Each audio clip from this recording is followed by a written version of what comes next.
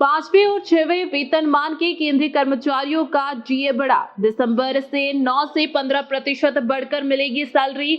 जुलाई नवंबर के बीच का एरियर भी मिलेगा। केंद्र सरकार ने पांचवें और छठवें वेतनमान के केंद्रीय कर्मचारियों के महंगाई भत्ते डीए में 9 से 15% की बढ़ोतरी की है। यह बढ़ोतरी 1 जुलाई 2022 से लागू होगी।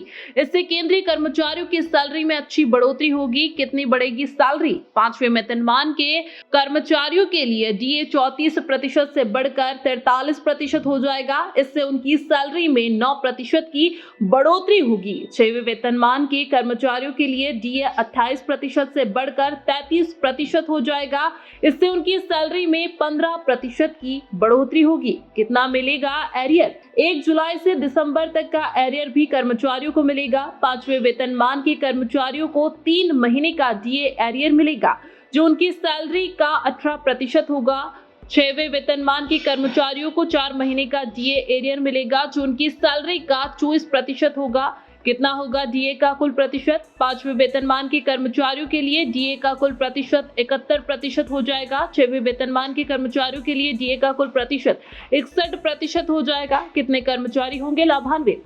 इस बढ़ोतरी से 50 लाख से अधिक केंद्रीय कर्मचारी लाभान्वित होंगे। इसमें सरकारी विभागों के कर्मचारी, बैंक कर्मचारी, रेलवे कर्मचारी, कर्मचारी भविष्य निधि संगठन के कर्मचारी, कर्मचारी राज्य बीमा निगम, ईएसआईसी के कर्मचारी आदि शामिल है। केंद्र सरकार ने क्यों बढ़ाई डीए? केंद्र सरकार ने महंगाई के बढ़ते दबाव को देखते हुए डीए में बढ़ोतरी की है। अक्टूबर 2022 में उपभोक्ता मूल्य सूचकांक सीपीआई 7.59% था, जो 6 महीने के उच्चतम स्तर पर है। आइए अब आपको बताते हैं डीए क्या है।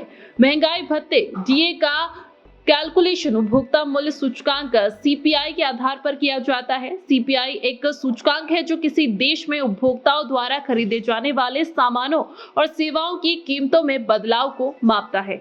डीए का कैलकुलेशन करने के लिए सीपीआई को आधार वर्ष की सीपीआई से विभाजित किया जाता है। आधार वर्ष आमतौर पर पिछले वर्ष होता है। उदाहरण के लिए अगर आधार वर्ष 2022 है तो डीए का कैलकुलेशन करने के लिए 2023 में सीपीआई को 2022 में सीपीआई से विभाजित किया जाएगा।